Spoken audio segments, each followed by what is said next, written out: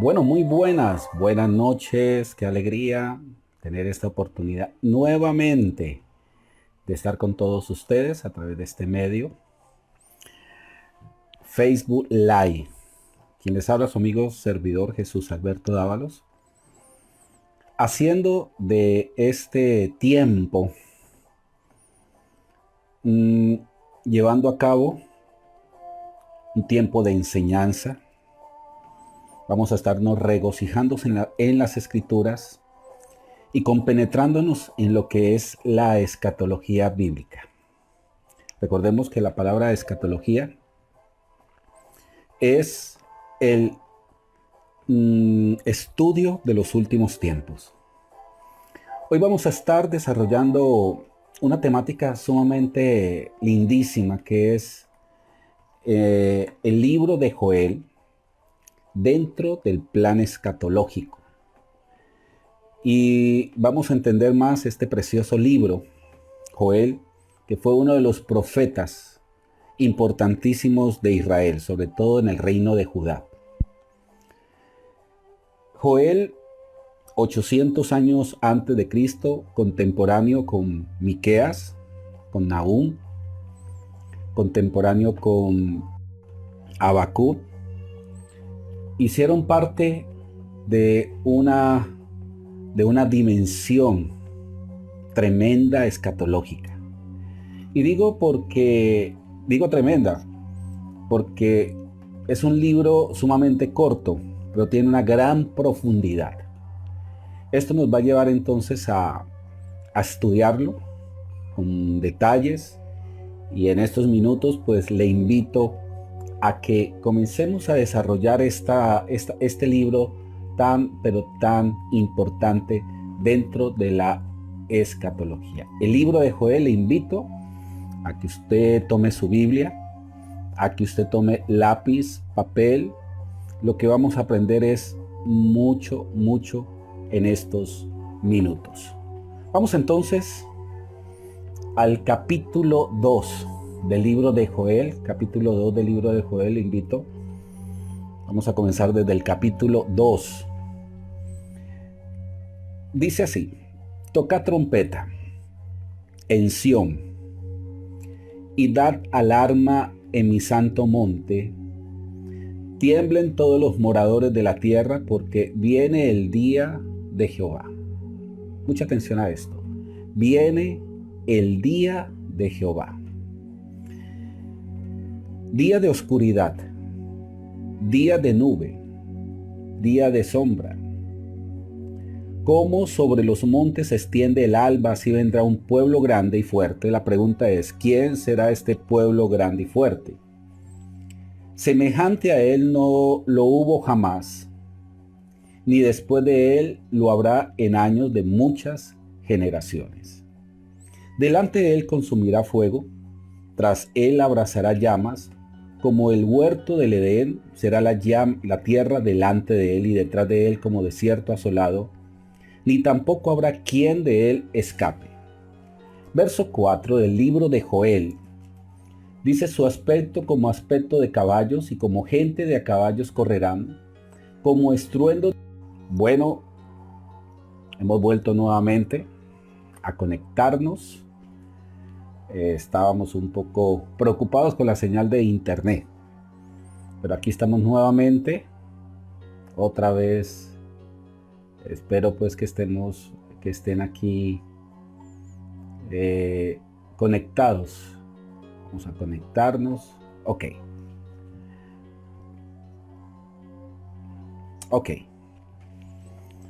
Vamos a seguir con este libro de Joel. Hoy estamos desarrollando esta temática de Joel, el libro de Joel en el plan escatológico, el libro de Joel, que es uno de los libros importantísimos dentro de la escatología.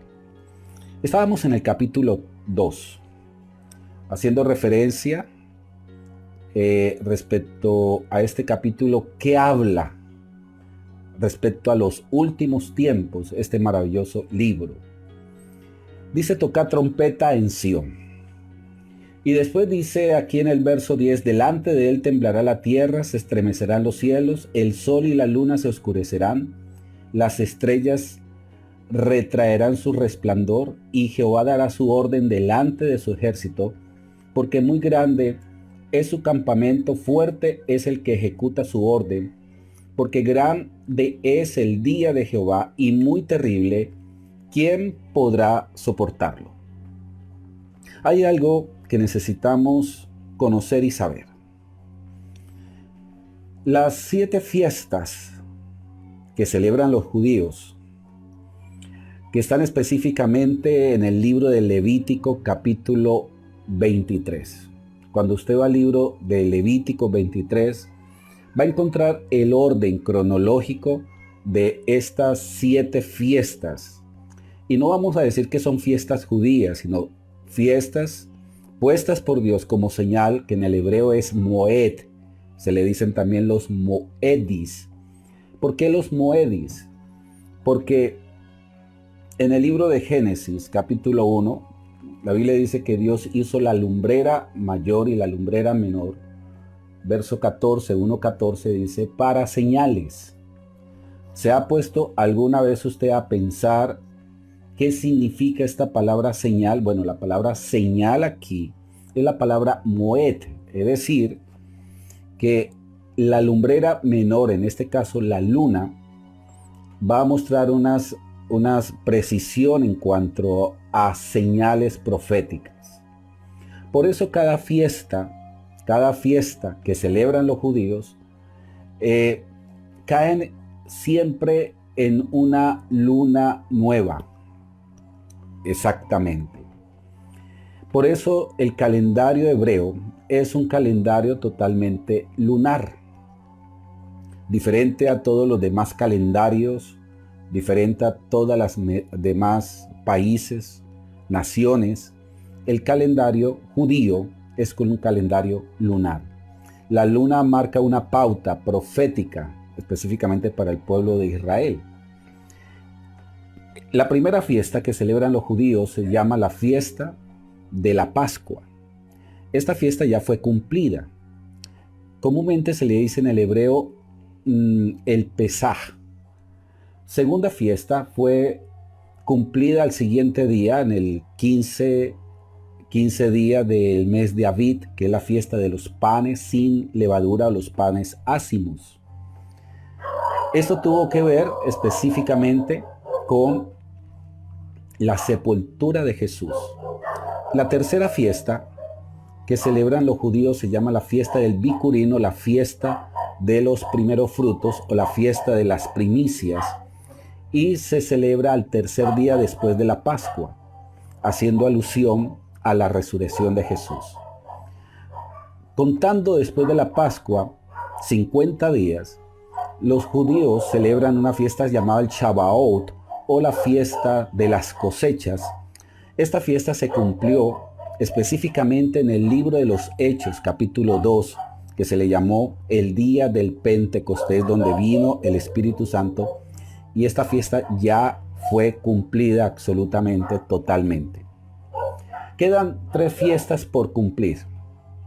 La quinta fiesta que los judíos celebran se llama la fiesta del Yom Teruah. Yom significa día o fiesta de las trompetas. Ahora, esto tiene una relación sumamente impresionante con este libro de Joel capítulo 2, toca trompeta en Sión. Este texto bíblico, esta referencia bíblica, es una referencia final. Es una referencia absolutamente final que dice: toca trompeta en Sión y dad alarma en mi santo monte, tiemblen todos los moradores de la tierra, porque viene el día de Jehová, porque está cercano. Ahora, para el profeta Joel, este día era un día cercano, y también haciendo alusión a este día final. Día final. Siempre que veamos la referencia, viene el día de Jehová, está hablando de ese tiempo tribulacional. Vamos a recordar que el libro de Apocalipsis, es prácticamente el panorama de gran tribulación, gran tribulación.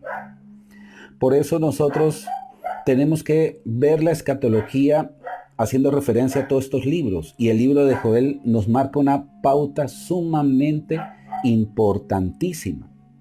Aquí sigue diciendo que en ese tiempo, en esa época, en esos 7 años, va a ser tiempo de tinieblas, tiempo de oscuridad, día de nube, de sombra, como sobre los montes se extiende el alba, así vendrá un pueblo grande y fuerte. Cuando dice vendrá un pueblo grande y fuerte es contra Israel. Se dice que serán 70 naciones antisemitas en contra de Israel.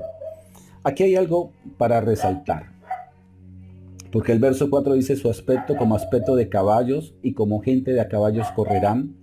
Bueno, esto usted lo va a ver en referencia a Apocalipsis capítulo 9 del 7 al 9. Y lo interesante es cómo aquí Joel comienza a apreciar lo que va a ser el juicio que Dios traerá a las naciones. El libro de Apocalipsis se divide de esta manera. Capítulo 2 y 3 es el tiempo de la iglesia. Después del 4, lo que habla del arrebatamiento, pero después de esto será el tiempo tribulacional específicamente con Israel. En ese tiempo tribulacional se tiene que cumplir otra fiesta que celebran los judíos, que se llama la fiesta de la expiación. Mucha atención a esto. Fiesta de expiación, los judíos la catalogan una de las fiestas más tristes. Se llama la fiesta del lamento, la fiesta del lloro, la fiesta donde ellos derraman totalmente su alma, derraman en el altar un arrepentimiento de dolor. Por eso se llama la fiesta de la expiación. Ahora, mucha atención. La fiesta de la expiación que está precedida de ayunos. Los judíos en el tiempo de la expiación por 7 días tienen continuos ayunos. Y estos ayunos es sinónimo de quebrantamiento y de lamento. Ellos actualmente celebran esa fiesta de una manera ritual sin darse cuenta a ocasionar la fiesta de la expiación. La fiesta de la expiación va a ocasionar en el pueblo de Israel un arrepentimiento y quebrantamiento. Es allí donde el pueblo de Israel va a reconocer al Señor Jesucristo. Ahora, yo quiero que usted se imagine este panorama tan impresionante. Usted se puede imaginar el pueblo de Israel por primera vez confesando que Jesucristo es el Mesías. Usted se puede imaginar cómo ellos van a quebrantarse, cómo van a llorar por todo el tiempo de endurecimiento, por todo el tiempo de negación, por todo el tiempo donde no quisieron ver. Por primera vez, este pueblo reconocerá al verdadero Mesías, desecharán al otro que le llaman el Mesías. Por eso es tan importante estudiar las fiestas solemnes que habla las Escrituras. Ya hemos dicho que 4 han sido cumplidas. Esta fiesta del Yom Teruah se va a cumplir cuando Jesucristo venga por su iglesia, venga específicamente a tomar su iglesia, su cuerpo, y después usted va a ver que la trompeta tiene varios significados. Cuando uno va al libro de Números, capítulo 10, permítame ir al libro de Números, capítulo 10, vamos a encontrar lo siguiente. Dice aquí en el libro de Números, capítulo 10, las trompetas de plata.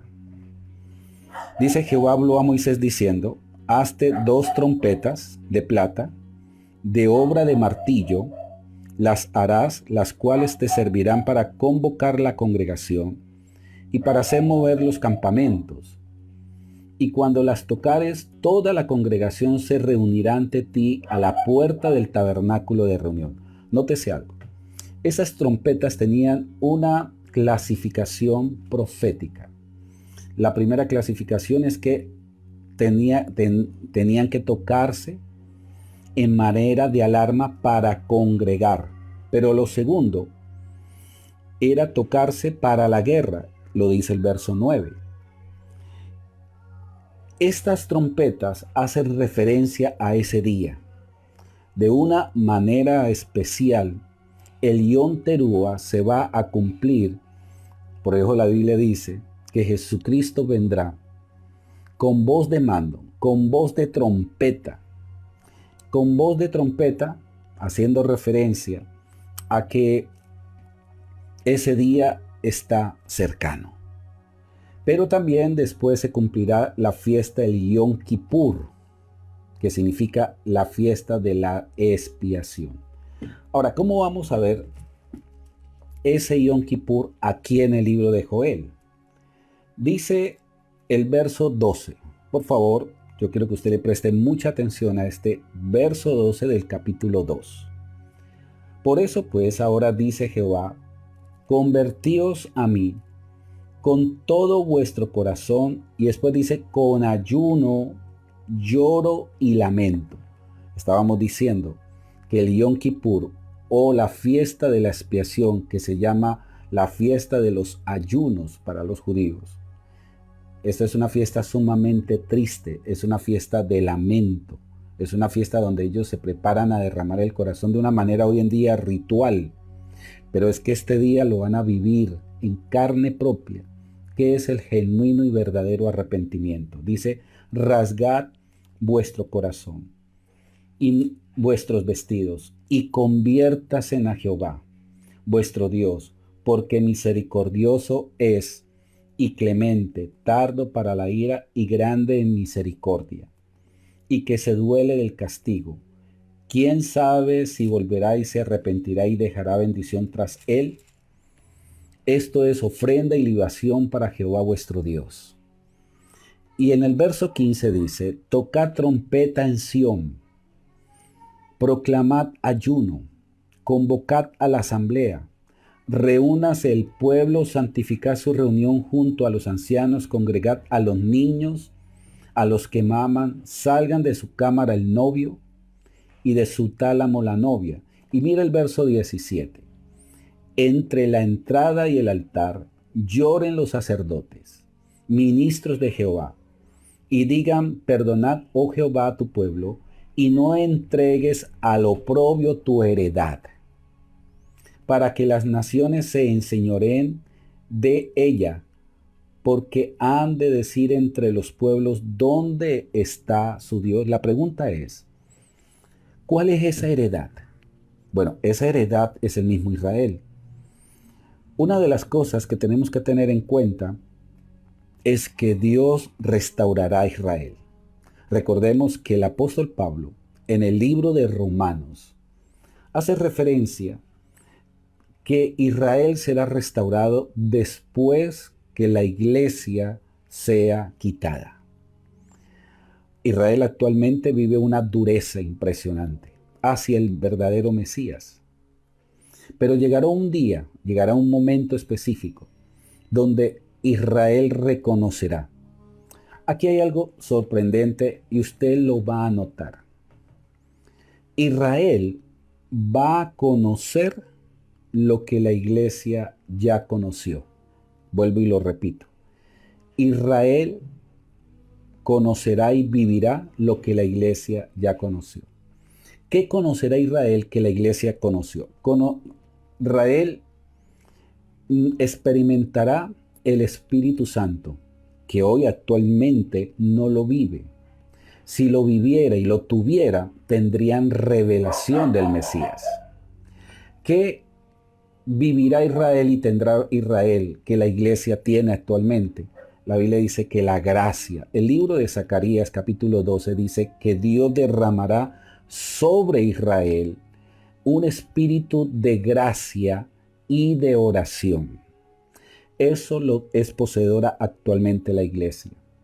¿Qué tendrá Israel? ¿Qué tendrá Israel que ya tiene la iglesia? Lo que es el nuevo pacto. El libro de Jeremías, Jeremías 31 y el mismo libro de Hebreos, dice que Israel vivirá el nuevo pacto y dejará el antiguo pacto. Actualmente, el pueblo de Israel está confinado al antiguo pacto. Y ese antiguo pacto es lo que ha hecho que su corazón se endurezca, que haya una venda en sus ojos y no puedan ver más allá de la ley. Por eso ellos actualmente viven bajo esta ley de Moisés. Nosotros dimos un paso mayor y mucho más grande. Dios escoge a un hombre llamado Saulo, que después fue cambiado por Pablo. ¿Y sabes por qué fue cambiado por Pablo? Porque la palabra Pablo significa el más pequeño. Pablo dijo en el capítulo 3 de Efesios, donde hace referencia a su nombre y dice: yo, Pablo, siendo el más pequeño de todos los santos, me fue dada esta gracia de anunciar entre los gentiles el evangelio de las inescrutables riquezas. Esto es grandioso, porque un hombre como Pablo, que antes era Saulo, que significa el más grande. ¿Y por qué era el más grande? Porque era discípulo de Gamaliel, porque era, en cuanto a la ley irrepresible, en cuanto a su tribu y linaje y estirpe, era de Benjamín, y hace todo expone todo un currículo ministerial, y precisamente Dios escoge a ese hombre para apartarlo, porque es que aquí viene lo grandioso y glorioso.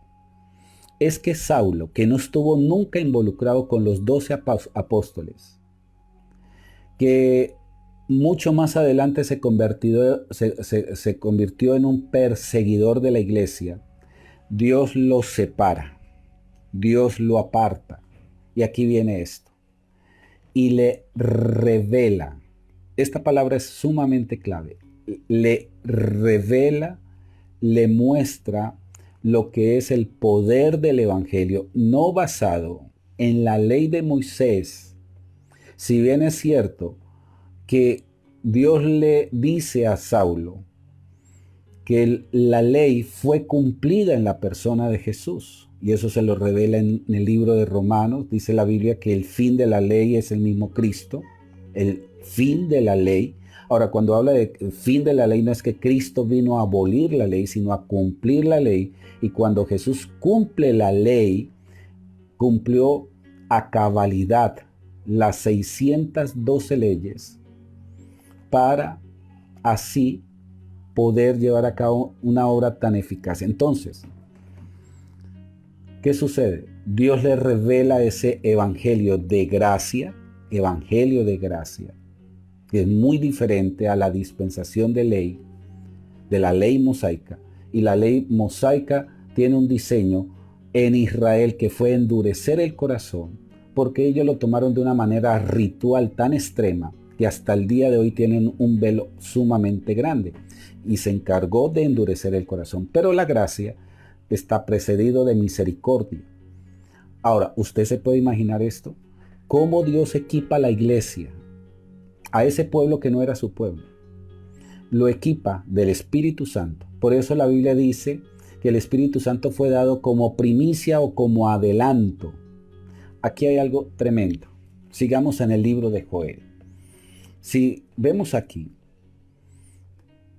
en el verso 18 dice: y Jehová solicitó por su tierra, perdonará a su pueblo.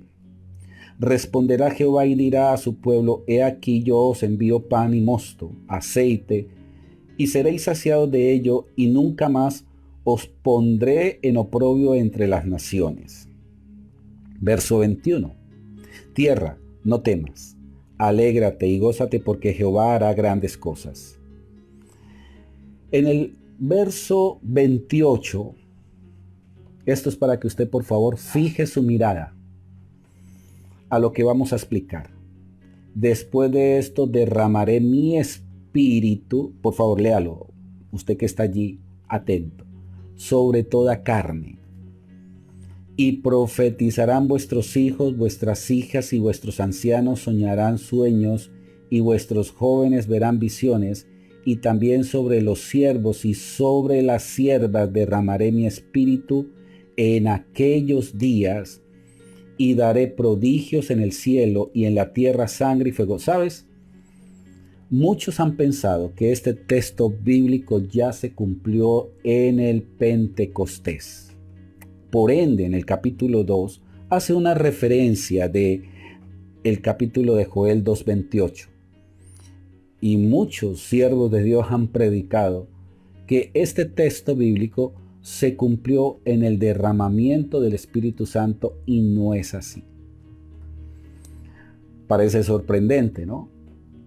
¿Sabía usted que este texto se va a cumplir a su cabalidad cuando Israel reconozca en el día de la expiación al Señor Jesucristo? Ahora, ¿quién va a llevar a cabo esta obra?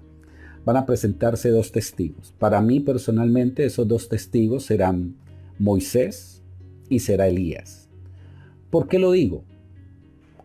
En Mateo, cuando Pedro, Juan y Santiago acompañan a Jesús, hay una visión de transfiguración.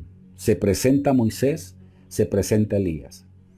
Lo especial es que Pedro le dice a Jesús, quiere que vamos y hagamos una enramada, y esa enramada está haciendo referencia al Sukkot o a la fiesta de los tabernáculos, que también es una fiesta del final de los tiempos. Es decir, que esa visión de transfiguración es una visión final. ¿Por qué una visión final? Porque las dos referencias más importantes para el pueblo de Israel es Moisés y Elías. Moisés, dice la Biblia en el libro de Corintios, que hasta el día de hoy tienen un velo llamado Moisés. Y el único que puede quitar ese velo se llama el Señor Jesucristo. ¿Cuándo será quitado ese velo? En el día de la expiación. Yo le hago esta pregunta a usted que me está viendo. Usted ha tenido la oportunidad de profundizar, estudiar lo que va a ser el día de la expiación. Vuelvo y recuerdo a lo que se están en este momento integrando. Son 7 fiestas. 4 ya se cumplieron. La siguiente va a ser el Yom Teruah, que se cumplirá en el tiempo en que Jesús, cuando la iglesia sea arrebatada y los muertos en Cristo resuciten con voz de trompeta. Se han estado hablando que han escuchado trompetas en los cielos.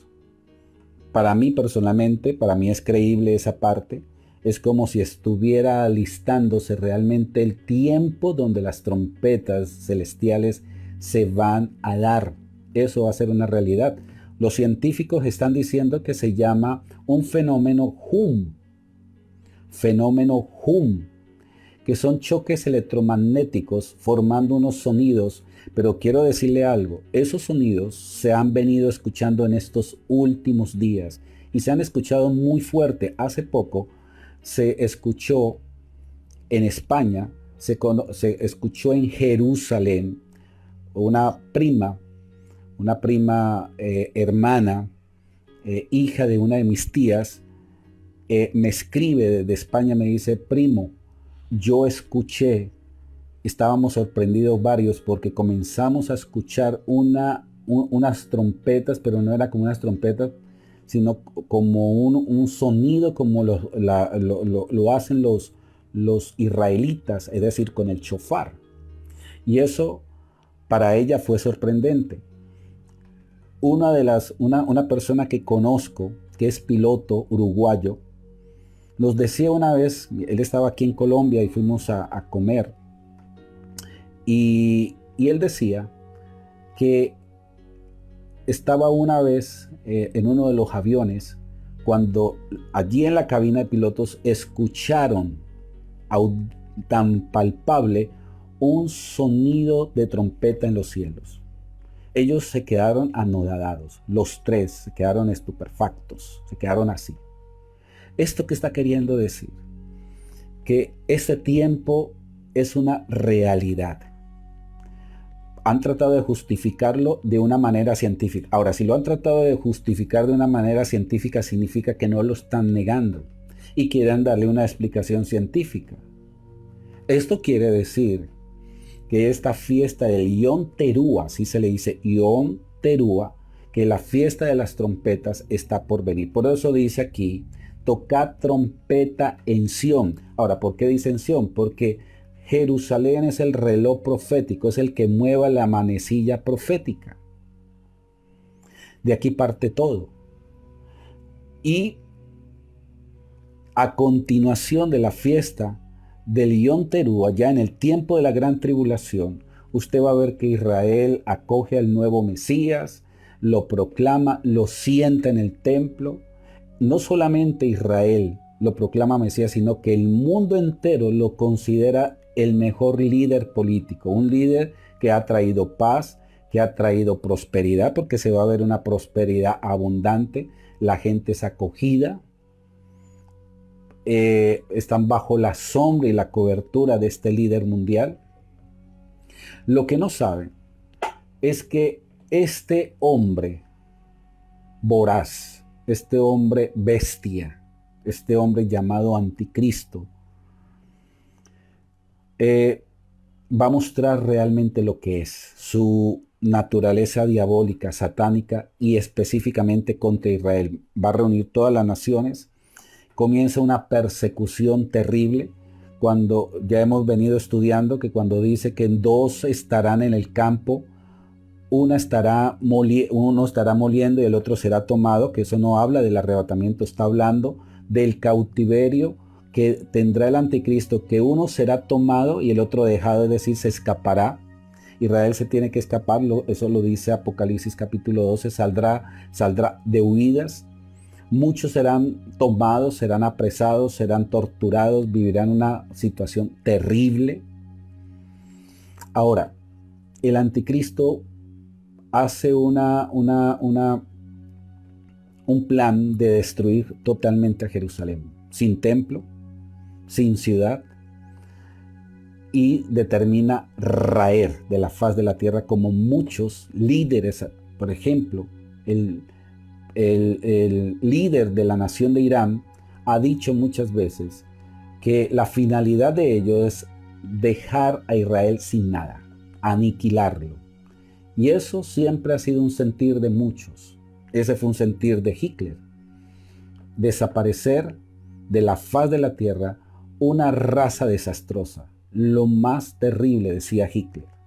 Porque no se podía establecer una raza aria, que era para él la raza perfecta, sin los judíos. Para poder establecer en perfección esta raza se tenía que eliminar esta putrefacción, es lo que él decía. Entonces, es allí que el pueblo de Israel va a ser confrontado por estos dos. Hay algo bien curioso, es que en la bandera de Israel no es la estrella, esa estrella que usted ve, que se le llama comúnmente la estrella de David, vino a ser insignia después de 1960, pero antes no existía esa bandera. Siempre ha sido la bandera de Israel los dos olivos, un candelabro con dos olivos. Y usted va a ver que el libro de Zacarías hace referencia de los dos olivos. Personalmente, a mi concepto, uno de esos dos olivos es Moisés y Elías, los que vieron en la transfiguración. Allí en la transfiguración se vio a Moisés y a Elías, y qué mejor que ellos, que van a decirle al pueblo que Jesucristo es el Señor. Estarán por 42 meses en la plaza de Jerusalén, disertando, hablando, enseñando.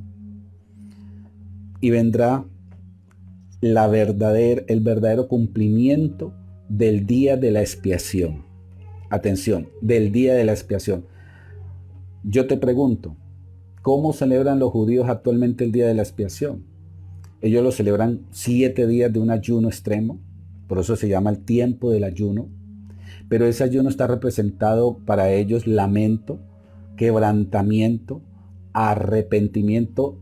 Ellos celebran eso sin darse cuenta que el verdadero día de la expiación es el reconocimiento doloroso donde Israel se va a derramar en quebrantamiento. ¿Usted se puede imaginar ese panorama?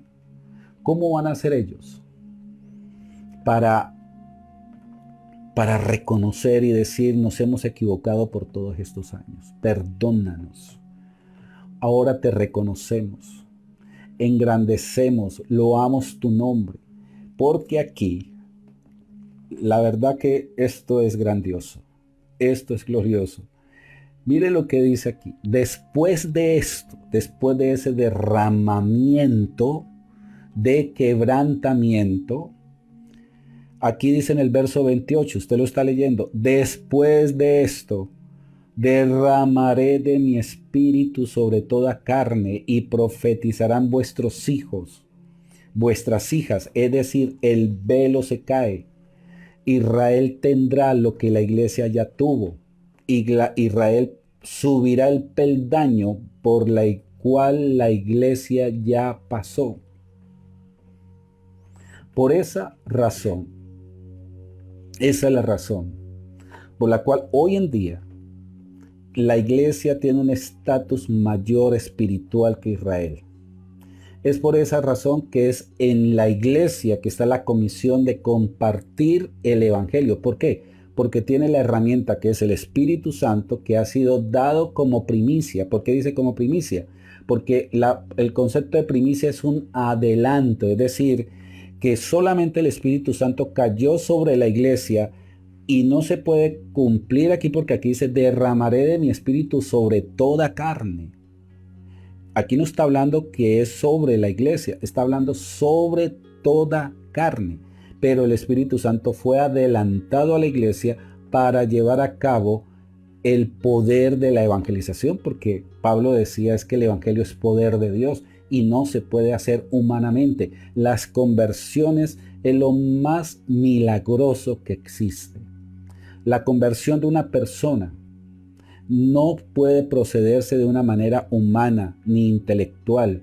La conversión es el primer milagro que una persona vive. ¿Por qué? Porque la Biblia dice que yo estaba muerto en delitos y pecados. Y si yo estaba muerto y Dios me dio vida, significa que es el primer milagro de resurrección. Vuelvo y lo repito, el primer milagro de resurrección. Pero sigue diciendo acá, y también sobre los siervos y sobre la sierva derramaré mi espíritu en aquellos días. Pero el verso 30, que después de esto dice, y daré prodigios en el cielo y en la tierra, sangre y fuego y columnas de humo. El sol se convertirá en tinieblas y la luna en sangre antes que venga el día grande y espantoso de Jehová. Pero el verso 32, que es el que más me sorprende, dice, y todo aquel que invocar el nombre de Jehová será salvo, porque en el monte de Sión y en Jerusalén habrá salvación, como ha dicho Jehová, y entre el remanente al cual él habrá llamado. ¡Wow! Impresionante. Ahora entiendo por qué en el libro de Romanos capítulo 10, si usted ve, desde el capítulo 9 habla de la elección de Israel y es todo un recuento de Israel. Pero en el capítulo 10, vamos en el último versículo del capítulo 9, porque todo esto es un compendio de estudio. Como está escrito, he aquí pongo en Sión piedra de tropiezo y roca de caída, y el que creyere en él no será avergonzado. Y después dice, hermanos, ciertamente el anhelo de mi corazón y mi oración, dice Pablo, por Israel es para salvación, porque yo le doy testimonio de que tiene celo de Dios, pero no conforme a ciencia, porque ignorando la justicia de Dios y procurando establecer la suya propia, no se ha sujetado a la justicia de Dios. Y después dice, porque el fin de la ley es Cristo, para justicia todo aquel que cree. porque de la justicia que es por la ley, Moisés escribe así: el hombre que haga estas cosas vivirá por ellas. Recuerde que la ley era esto: obedezca, haga y usted es salvo. Pero el hombre, por su naturaleza pecaminosa, no podía cumplir esto. Entonces ya la justicia la ley, sino por la fe en quien cumplió la ley, que es el Señor Jesucristo. Y por eso dice el verso 9, que es el paralelo. Pablo extrae de este Joel 2:32 estas palabras: el que confesare con su boca que Jesús es el Señor y creyere en su corazón que Dios le levantó de los muertos, será salvo, porque con el corazón se cree para justicia, pero con la boca se confiesa para salvación. Pues la Escritura dice, ¿qué es lo que dice la Escritura? ¿Qué está citando Pablo? Todo aquel que en él creyere no será avergonzado. Está citando Isaías 28:16, porque no hay diferencia entre judío y griego, pues el mismo que es el Señor de todo es rico para con todos los que le invocan. Porque todo aquel que invocar el nombre del Señor será salvo. ¿Cómo pues invocarán aquel el cual no han creído? Pues, amigo y amiga, esto es sorprendente. Présteme atención. ¿Cómo no me voy a emocionar, llamémosle de esta manera, sabiendo que hay un pueblo duro de cerviz, duro de corazón, que no tiene la capacidad por su naturaleza inerte, mientras que Dios a mí, que no soy judío, me dio vida y le acepté, y yo confesé que Jesucristo es el Señor. Y lo primero que Dios hace es que me dio las arras del Espíritu, que es la garantía para el día de la redención. Me metió en esa dimensión de gracia. Y en esa dimensión de gracia es que yo le conozco su amor, conozco su misericordia y soy acepto en el amado. Y la Biblia dice que allí fui justificado por Él y para Él. Y por esa razón tengo paz. Y algo más, que al creer en Él he sido salvado. Mientras que Israel, por eso un estatus menor, no lo puede hacer en este momento. No tiene la capacidad ni de conocerle, ni de reconocerle. Primeramente porque carecen del Espíritu Santo. Segundo, porque carecen de gracia. Y tercero, porque no hacen parte del nuevo pacto. La iglesia actualmente vive bajo gracia, tiene el Espíritu y está bajo el pacto, nuevo pacto. Por eso la Biblia dice ministros del nuevo pacto. Cuando la iglesia sea quitada, Israel tendrá que vivir persecución, tendrá que vivir las situaciones más duras, más terribles. Y cuando venga el Yom Kippur, que es la fiesta de los lamentos, de los ayunos, allí con ayuno, se les va a abrir y van a reconocer que es el Señor. Y usted se puede imaginar esto. Yo quiero que se imagine esto, por favor. Israel reconociendo que Jesucristo es el Señor, porque aquí dice, y todo aquel que le invocare, eso está hablando Joel 2:32. El nombre de Jehová será salvo, lo mismo que Romanos, porque Pablo comprendió que era a través del nombre de Jesús. Y es allí donde Israel conocerá del Espíritu Santo. Ahí se cumplirá lo que es Ezequiel 37. ¿Cuántas veces usted ha escuchado sobre el valle de huesos secos? Que es el valle de muertos. Le está hablando a Israel que están muertos espiritualmente. Y cuando Dios le dice al profeta Ezequiel, le dice, ¿vivirán estos huesos? Y Ezequiel, cuando ve esos huesos que estaban secos en gran manera. Dice, pues Señor, solamente tú lo sabes. Y él le dice, profetiza sobre ese valle de huesos secos. Y usted va a ver allí en Ezequiel 37 que ese valle de huesos secos es Israel. Israel. Bueno, aquí lo tengo. Y aquí dice 37:11 para que usted lo anote. Me dijo luego, hijo de hombre, todos estos huesos son la casa de Israel. Todos estos huesos secos son la casa de Israel. Pero cuando Israel va a comenzar a vivir esto, en el tiempo final, en el tiempo de la gran tribulación. Y por eso Dios hace un precioso proceso con esta nación. Lo que hizo con la iglesia, lo va a hacer con Israel. ¿Qué va a hacer con Israel? Aquí está en Ezequiel 36. Antes del 37, usted va al 36 y usted va a ver aquí en esta Biblia, se lo quiero mostrar, no sé si usted lo pueda ver, ahí dice en el 36, restauración futura de Israel. ¿Cuántas veces nosotros hemos visto estos títulos y nunca nos hemos dado cuenta que Israel va a vivir lo que la iglesia ya vivió? Y es aquí en el 36, este 36 es lindísimo.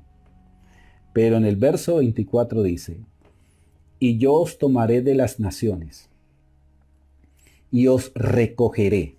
Venga, vamos por partes.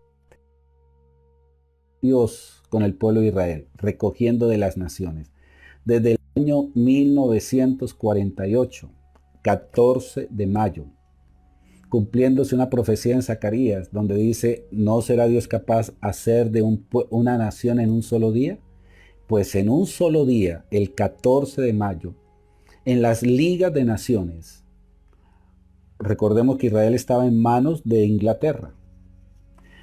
Y allí, donde la gran mayoría de países votaron de que Israel volviera a ser nación, viene la repatriación, y a esto se le llaman las diásporas judías, que comienza Dios a recoger de todas las naciones. Habían judíos en Colombia, en San Salvador, Venezuela, Argentina, las Guayanas, en Bahamas, en Estados Unidos, en Canadá, en Bolivia, judíos por todas partes. Usted sabía, mi querido amigo y hermano, que se alistaron aviones, barcos, para repatriar los judíos. Los judíos no hablaban su idioma hebreo. Ellos hablaban inglés, hablaban español, hablaban francés, hablaban portugués, hablaban ruso, hablaban todos los idiomas. Pero el idioma hebreo prácticamente desapareció. Cuando repatrian, y hay algo bien impresionante, es que Israel, la tierra de Israel estaba casi que árida. Era una tierra improductiva. Era una tierra, eran unos terruños terribles, inhóspita. Cuando los judíos nuevamente pisan la tierra de Israel, esta cambia de textura. Israel comienza a ser una tierra abundante hasta tal punto que comienza a florecer. Y es allí donde se cumple Isaías capítulo 33, donde habla de que el desierto o el hierro florecerá. ¿No le parece esto grandioso? Y aquí lo estamos viendo. Mire el verso 24. Y yo os tomaré de las naciones, y os recogeré de toda la tierra, y os atraeré a vuestro país. Y después dice, esparciré sobre ustedes agua limpia. Dios va a hacer con Israel lo que hizo con la iglesia. Y todas vuestras inmundicias y de todos vuestros ídolos os limpiaré. Y después dice, y les daré un corazón nuevo, pondré un espíritu nuevo. Ahora, pregunta, ¿esto no lo hizo con usted? Bueno, y si no lo ha hecho, lo va a hacer. Pero con aquellos que han sido convertidos a Cristo, Dios los limpió de toda inmundicia. Dios les cambió el corazón, un corazón nuevo. Y dice, y puso un espíritu nuevo. Y dice, y pondré mi espíritu. Mire el verso 27. Y pondré dentro de vosotros mi espíritu, cosa que ellos no tienen actualmente, que lo tiene la iglesia. Y haré que andéis en mis estatutos y guardaréis mis preceptos y los pongáis por obra. Por eso es que la Biblia dice que la ley del Espíritu es para vida y la ley del pecado, porque los mandamientos, la ley de Moisés se convirtió en muerte para el ser humano.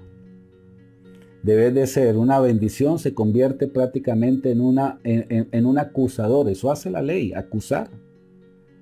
No puedes hacerlo. Te acusa y te condena. Pero la ley del Espíritu lo que hace es que esta contiene la misma ley y hace que usted cumpla por el Espíritu la ley. Bueno, esto es algo bien profundo. Entonces aquí dice, y guardaréis mis preceptos y los pones por obra, habitaréis en la tierra que di a vuestros padres y vosotros me seréis por pueblo y yo seré a vosotros por Dios.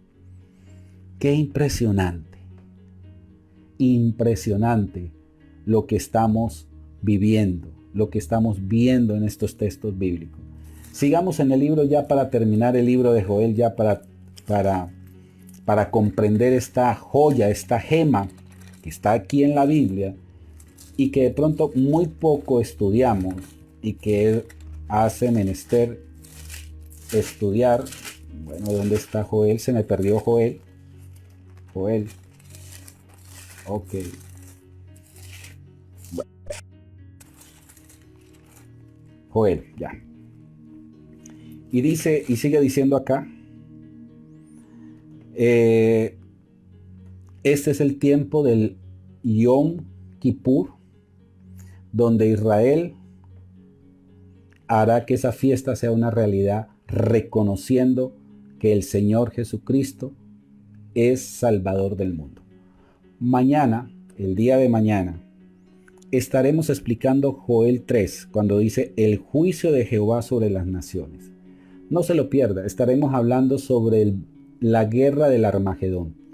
¿Dónde va a ser esta guerra? Aquí lo dice, el valle de Josafat, el valle de Jezreel, el valle de la indecisión.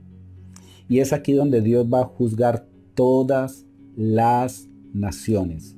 Vamos a tener un estudio profundo del libro de Ageo, el libro de Zacarías en cuanto al plan escatológico.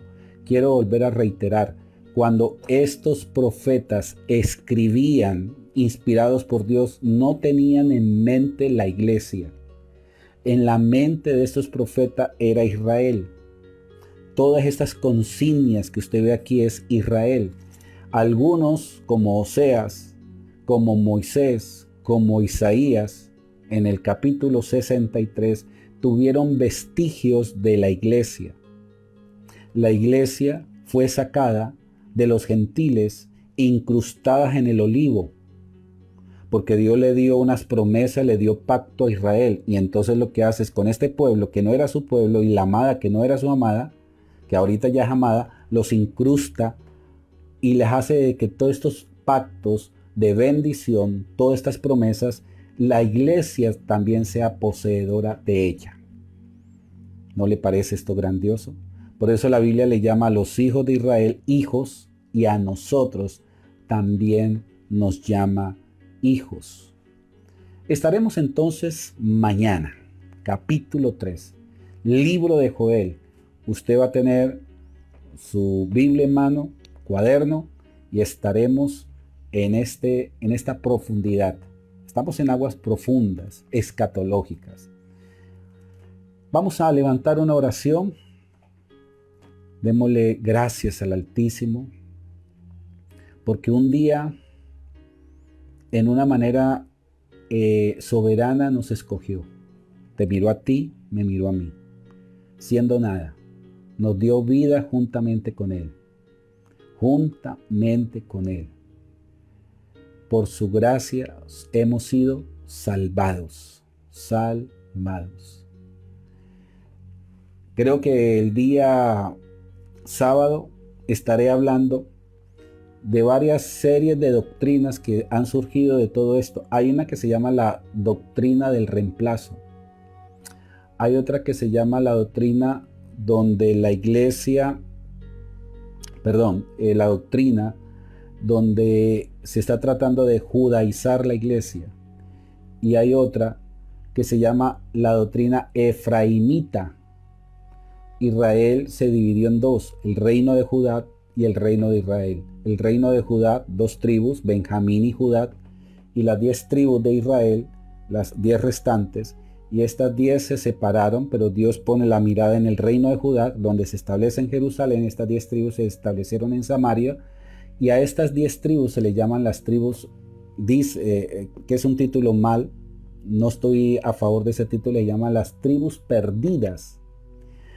Y estaré explicando sobre esta doctrina llamada la doctrina efraimita, que también está trayendo un poco de confusión.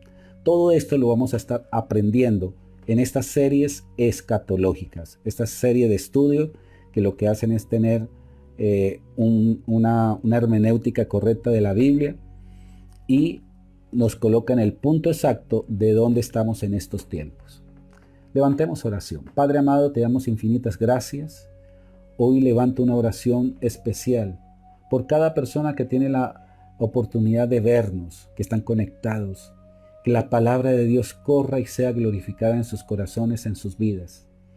Gracias, Señor Jesús, porque hoy sabemos que tú eres nuestro Padre, que tú eres nuestro Salvador. Un día te reconocimos. Un día, Señor, nos arrepentimos. Nosotros ya vivimos, Señor, la fiesta de la expiación. Nosotros, Señor, ya hemos experimentado quebrantamiento, arrepentidos para que venga de la presencia de Dios tiempos de refrigerio. En el nombre de Jesús, bendigo a cada persona. Amén y amén.